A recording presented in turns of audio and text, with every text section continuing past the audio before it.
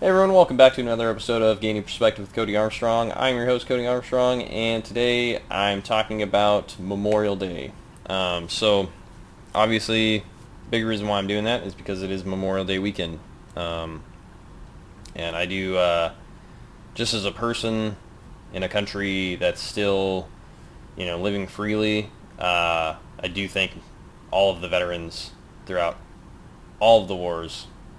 Um, who have gone before me and died, and who have really sacrificed, absolutely made the ultimate sacrifice of for their nations, and that's not just including the U.S. But I am very thankful to those people, those men and women that have served and bravely fought in those very big wars that happened over the last 100 years. Big thing behind this is what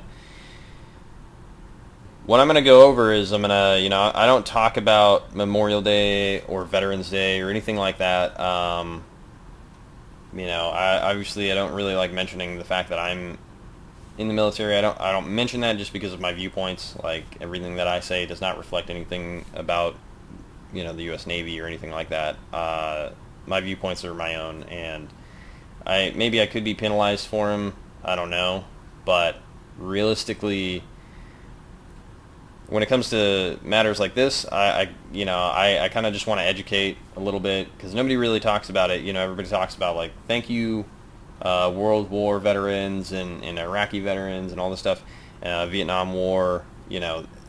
We've had a lot of wars. We've participated in a shit ton of wars, and we have lost many, many people. And that's just an understatement. But I'm actually going to go over World War I and World War II, not by like a historical foundation of recounting or anything like that. I'm talking about at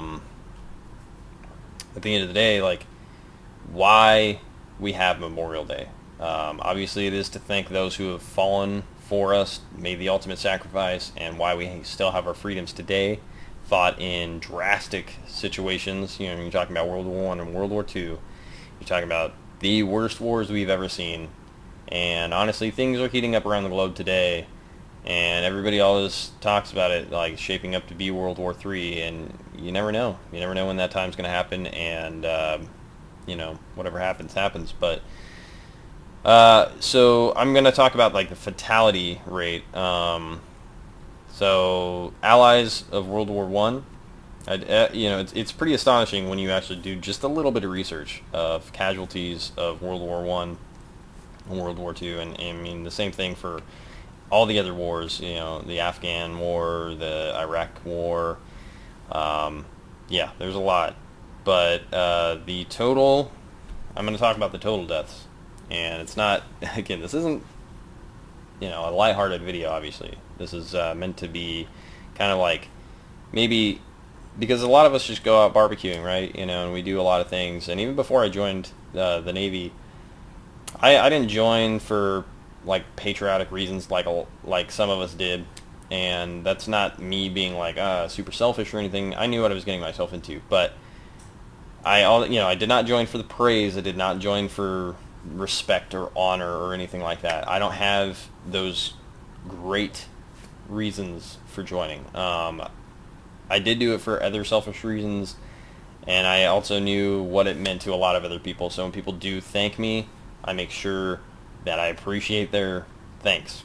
And on this day, like I got my aunt, I got a lot of family members, I got a lot of people who are going to post up tomorrow, maybe today, and they're going to say thanks for doing what you do. And that's nice, but the men and women who have died over, the course of all these several wars, I mean, obviously, there were a lot more men than women in these world wars, but that doesn't matter. These people sacrificed their lives for their own countries. And this, I'm not, again, I go for the broad statement of all these other countries, too. Because we had, so for World War One, like I'll go over it. So the allies of World War One, which includes Australia, Canada, India, New Zealand, Newfoundland, South Africa, United Kingdom, let's see, the East Central Africa, Belgium, France, Greece, Italy, Empire of Japan, Montenegro, Portugal, Romania, the Russian Empire, Serbia, and the United States. Those were all allies in the World War. And the grand death total just for the allies alone, all of these countries combined, was between, and these are all estimates, they're like 5,186,854 to 6,433,692. So obviously their estimate is a little off. Like you're talking like between 5 million and 6.5 million. That's a pretty decent gap there, but that's how many people died. And that's just in the Allies alone. You do have Central Powers also, who also contributed 3,386,200 to 4,390,544. So the grand total of the deaths in World War I alone is 8,573,054 to 10,824,236. That's how many people died during that war. And that's not even counting how many people were wounded. Like, the wound count is super high as well. It's in the 23.5 million range. So, yeah, when we talk about Memorial Day, we're talking about, and that, well, I guess there's also civilian deaths too, which is pretty terrible. The amount of civilians that died during World War I, 2,250,099. So as you can see, war is ugly, and we don't give thanks on Memorial Day because we're proud of these men and women. Like, we give thanks because they gave the ultimate sacrifice, whether they were willing to or not. And honestly, even some, you're talking millions of people. Like, you're talking millions of people, not just veterans. But you're talking about even you're talking about 23.5 million wounded, which is, that's crazy. And then you have 2 million, damn near 2.5 million, 2.25 million of civilians dead. And then you're talking 10 million, damn near 8, or not, you're talking about almost 11 million dead as far as combat veterans. And so we give thanks to those people because from all these different countries, they allied, they came together, and they stopped a force. They needed to come together, and they stopped something huge. And then, and so that's why we give thanks. That's just World War I alone. Now here's some other statistics about World War II. And this is probably going to be even worse. And as you can see, I'll talk about it in just a second, but there's a reason why I'm mentioning this, and it's not just because of Memorial Day weekend, but I'll tell you in just a sec. So this is human losses of World War II by country. I don't think it breaks it up in the same way as like powers, but you're talking about, like, I won't go over every country, but a lot more countries participated in World War II than we can even fathom, really. But I can tell you right now, the Soviet Union lost a lot of people. That's an understatement. The U.S. lost 400,000 people. And, well, like, that's 400,000, and there's also civilian deaths, mind you. So the grand total for, you're talking, like, there were plenty of countries that participated in this, and a lot of people lost millions of people. A lot of countries lost millions of people. And civilians, so just to put this in perspective, World War I, almost 11 million soldiers, 2.25 million civilians, and then 23.5 million injured soldiers. And now you're talking about, if you want a comparison, we have 25.5 million soldiers. 25.5 million from all these different countries. There were a lot more countries that participated, but 25.5 million soldiers. And then as far as civilian deaths go, that number jumps up significantly. 30.5 million civilian deaths. And then as far as this one doesn't count injuries, but I'm sure there are millions of injuries. So yeah, it's pretty insane, because when you, and then if you do total deaths completely, that's 85 million. So there's deaths, it goes over civilian deaths due to war-related famine and disease, civilian deaths due to military activity and crimes against humanity, and then military deaths from all causes. So realistically, oh god, I didn't really notice this, but so due to famine, civilian deaths, that spikes it up a lot. That's 28 million just due to war-related famine and disease. 28 million people just of all these different countries died. So 85 million is the grand total for World War II of complete deaths. And the total deaths in World War I totals 18,423,000. You see the significant jump in that? Like, you're talking 85 million compared to 18 million. 85 million. It's a lot of people fucking dying. So my position is this. I hope to God there is not a World War III. I hope to God that we do not ever face something as catastrophic as World War II. Because there's a quote from Einstein that talks about, I do not know which weapons, or with what weapons World War III will be fought, but I know that the weapons of World War IV will be fought with sticks and stones. Because he understood, like, the atom bomb is that powerful. And so yeah, I'm gonna go on a little bit longer, because in memorial to that amount of people, you're talking 18 million. Yeah, you're talking about 100 million people dying across the world for those two world wars, and that's not even counting the current wars that go on today. You're not talking, that's not Afghan, that's not Iraq, that's not, the Gulf War, there's so many wars that happen, and it sucks. That's just that's the broadest way to just put it. If you want to label why, like, what war is, it just sucks.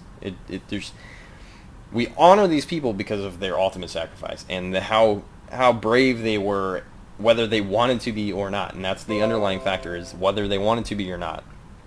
And when it comes down to it, you have people who are constantly, like, I mean, we've shifted as a society, U.S. society, to definitely, like, pro, like, veterans, and, like, yeah, thank you for serving, and that's great, because back then, I'm not for war, and yet I'm in the military. Very ironic, I know, but when it comes to it, yeah, when it comes down to, like, everything as far as, like, wars go and why this is catastrophic, I saw a friend of mine post, and he's a conservative. I saw a friend of mine post this response from, like, a World War II veteran was asked, how do we eliminate ISIS? And then basically he heard from somebody else, like, you can't eliminate ISIS because ISIS is an ideal or an ideology. And this salty World War II veteran, which obviously has a right to be salty, but said basically just fucking stomp them out. Like, if our generation could man up and stomach the violence and brutality of the past wars and World War II and stuff like that, we would be able to snuff out ISIS. And I'm telling you right now, like, when it comes down to civilian casualties alone, this is why we're so measured in how we do things. This is why we're moving more toward computer based. We're talking about drones. We're talking about, like, drone strikes, anything to get people away from the front lines. Because I can tell you, you talk about the World War II, death total, and talking about the World War I death total, and you're talking about 100 million people combined.